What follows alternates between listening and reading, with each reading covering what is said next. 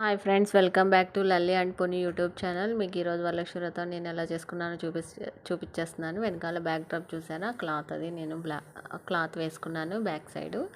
దానికి బంతిపూలతో డెకరేషన్ చేశాను. తర్వాత వెజ్లో ఫ్లవర్స్ పెట్టడానికి rose flowers, light orange colour rose flowers తీసుకున్నాను. అవి వెజ్లో పెట్టేశాను. తర్వాత వచ్చేసి నేను అమ్మవారికి శారీ డ్రేపింగ్ అనేది మీకు ఒక వ్లాగ్లో చూపించాను కదా, సేమ్ అట్లాగే అమ్మవారికి శారీ కట్టేశాను. కట్టిన తర్వాత అమ్మవారికి ఆర్నమెంట్స్ కూడా వేసేస్తున్నానండి. నీట్గా నా దగ్గర చౌకర్ ఉంటే అది మీకు ఇది కూడా చూపించానండి. ఈ ఆర్నమెంట్స్ కూడా మీకు ఒక వ్లాగ్లో చూపించాను. తర్వాత వచ్చేసి అమ్మవారికి 1 గ్రాము రూపు తీసుకున్నానండి నేను. అది 9 పోగుల దారంని 9 పోగులతో 9 పోగులు దారం తీసుకుని ఆ రూపులో పెట్టేశానండి. ఆ రూపుకి గంధం, కుంకుమ, బొట్టు పెట్టి సెట్ చేసి పెట్టుకున్నాను. ఎందుకంటే అది కలశం మీద వేయడానికి. ఎప్పుడు ఎవ్రీ ఇయర్ 1 గ్రాము రూపు అయితే కంపల్సరీ తీసుకుంటాను. ఏదైనా ఆర్నమెంట్స్ తీసుకున్నా నేను రూపు అనేది కంపల్సరీ తీసుకుంటాను. తర్వాత మా చిన్నమ్మాయి కలశానికి బ్లౌజ్ పీస్ ఫోల్డ్ చేస్తుంది. తనకి రావట్లేదు పాపం. బాగానే ట్రై చేసి కొబ్బరికాయకి పెట్టింది, కానీ సెట్ కాలేదు. మళ్ళీ నేనే తీసుకొని ఆ బ్లౌజ్ పీస్ నీట్గా ఫోల్డ్ చేసి కలశానికి పెట్టాను. పెట్టిన తర్వాత వెండి చెంబులో వాటర్ వేసుకొని, నా దగ్గర కొంచెం గంగాజలం ఉంటే అది కూడా వేసుకున్నానండి కలశంలో.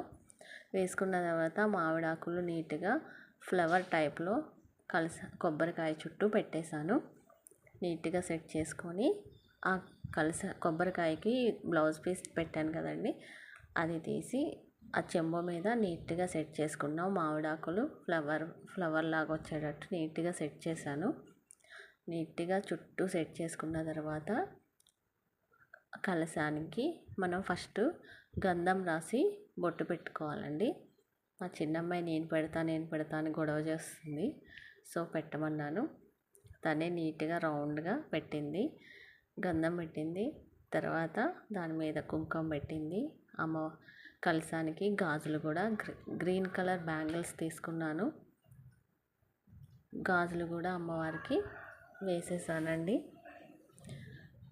వేసేసి రూపుకి ఇందాక 9 పోగుల దారంతో రూపుకి పెట్టాను కదండి, అది కూడా సెట్ చేసేసాను నేను. తర్వాత అమ్మవారి ముందు డెకరేషన్కి ఇంకా కొంచెం మంచిగా లుక్ రావడానికి కోసం జర్మన్ సిల్వర్ ప్లేట్ తీసుకున్నా కదా, షాపింగ్ లాగ్లో చూపించాను కదా మీకు.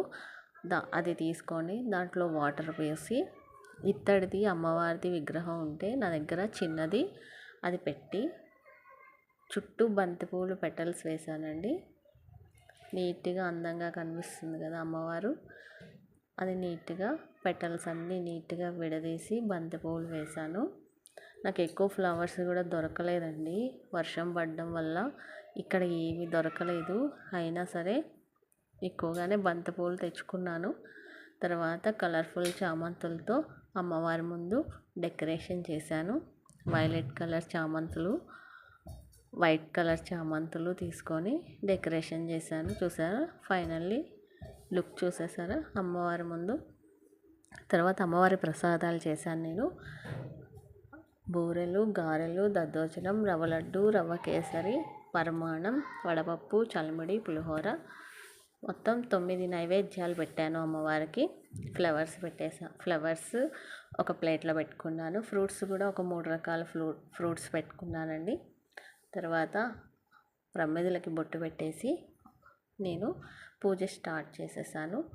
పసుపు గౌరీమాతను చేసుకోవాలండి. ఫస్ట్ గౌరీమాతను చేసి అమ్మవారి దగ్గర పెట్టి తమలపాకులో అమ్మవారిని పెట్టేసి పూజ స్టార్ట్ చేశాను. ఫైనల్లీ అమ్మవారి అవుట్లుక్ చూసేసేయండి, చాలా అందంగా ఉన్నారు కదా.